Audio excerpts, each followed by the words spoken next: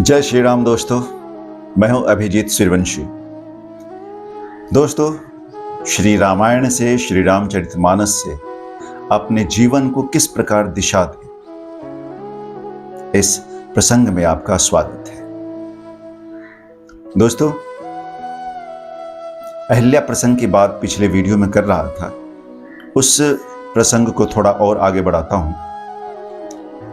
महर्षि वाल्मीकि लिखते हैं रामायण में कि जब इंद्र गौतम ऋषि का वेश बदलकर अहिल्या के पास आए तो अहिल्या ने उन्हें पहचान लिया था कि ये मेरे पति नहीं हैं, ये इंद्र हैं।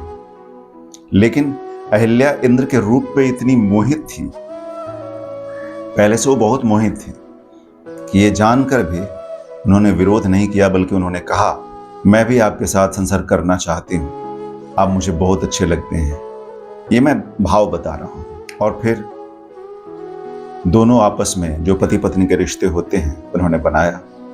और फिर बाद में जब इंद्र वहां से जा रहे थे तो गौतम ऋषि अचानक आ गए, उनको पता चला और फिर दोनों को शाप दिया। अब इसमें शिक्षा क्या है दोस्तों? पिछले वीडियो में हमने इंद्र के पक्ष को देखा था, अब अहिल्या के पक्ष को देखते हैं। दोस्तों, जो अहिल्या थी वो गौतम ऋषि की पत्नी थी, यानी जो गौतम ऋषि थे, इतने बड़े तपस्वी थे, उनके साथ लगातार रहती थी, क्योंकि पत्नी है तो साथ में रह रही हैं। तो जो पति भगवान की उपासना कर रहे हैं, आराधना कर रहे हैं, तो पत्नी भी करती होंगी, अहिल्या जी भी करती होंगी उपासना। लेकिन सोच के देखिए, यानी पति के साथ में उस औरा में, उस दिव्य औरा में रहकर भी, वैसे कर्म करके भी अहिल्या के मन में ऐसा कुविचार कैसे आ गया? क्यों आया? नहीं आना चाहिए था। आमतौर पे हमारे मन में यही बात आएगी कि भाई ऐसा संभव नहीं है, वो तो ऋषि की पत्नी है, वो गलत कैसे हो सकती है? तो दोस्तों, ऐसा है नहीं। आप गहराई से सोचिए। गीता में भगवान कृष्ण कहते हैं कि ये मन जो है अर्जुन बहुत चंचल है।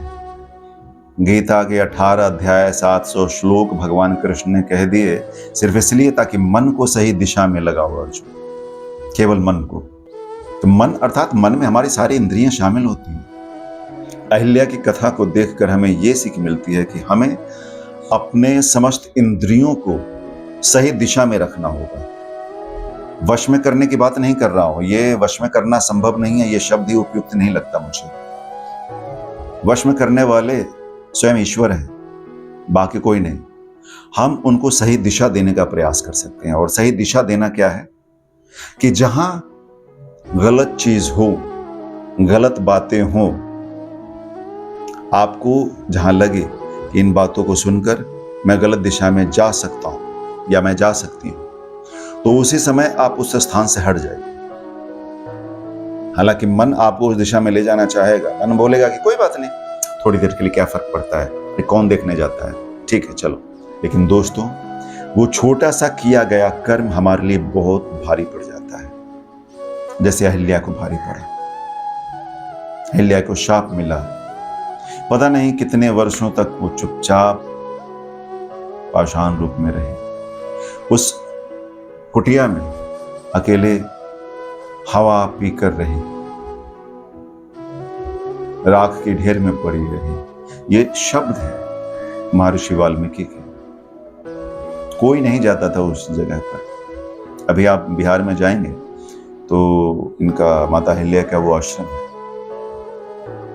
फिर जब अहिल्या अकेले रही वहां उस कुटिया में, तब निरंतर उन्होंने भगवान का स्मरण किया, भगवान का चिंतन किया, और फिर उनके ये जो पाप थे वो धुल गए। तो दोस्तों, पाप हो जाने पे भी, स्मरण करने पे, भगवान का नाम लेने पे धुल जाते। लेकिन दोस्तों, हम अपने आप को इतनी कठिनाई में क्यों डालें? क्यों ना हम प्रयास करें कि हम गलत दिशा में जाए ही ना। दोस्तों, अगर हम अकेले चाहेंगे तो नहीं है संभव, जब तक कि ईश्वर के नाम का सहारा हम ना लें। तो ईश्वर के नाम का सहारा लेने का मतलब ये नहीं है कि आप दिन रात उनका नाम लेते रहिए। आप मन ही मन, आप हर काम उनके लिए कीजिए ना। आप हर काम ईश्वर के लिए कीजिए, तो बस हो गया। फिर गलत दिशा में जाने की संभावना वो बहुत कम हो जाती है। और यदि आप कुछ दूर उस गलत दिशा में चले भी गए तो ईश्वर तुरंत आपको सद्बुद्धि देंगे कि चलो वापस आ जाओ, वापस आ जाओ, वापस आ जाओ, और वापस लौट जाए। तो उम्मीद है दोस्तों, आप सब अपने जीवन को रामचरितमानस के आधार पर उनकी शिक्षाओं को लेकर अपने जीवन को सही दिशा दे रहे हैं, उस मार्ग पर चल रहे हैं और चलने का प्रयास करेंगे। इसी के साथ चलिए मिलते हैं अगले वीडियो में। जय श्री राम।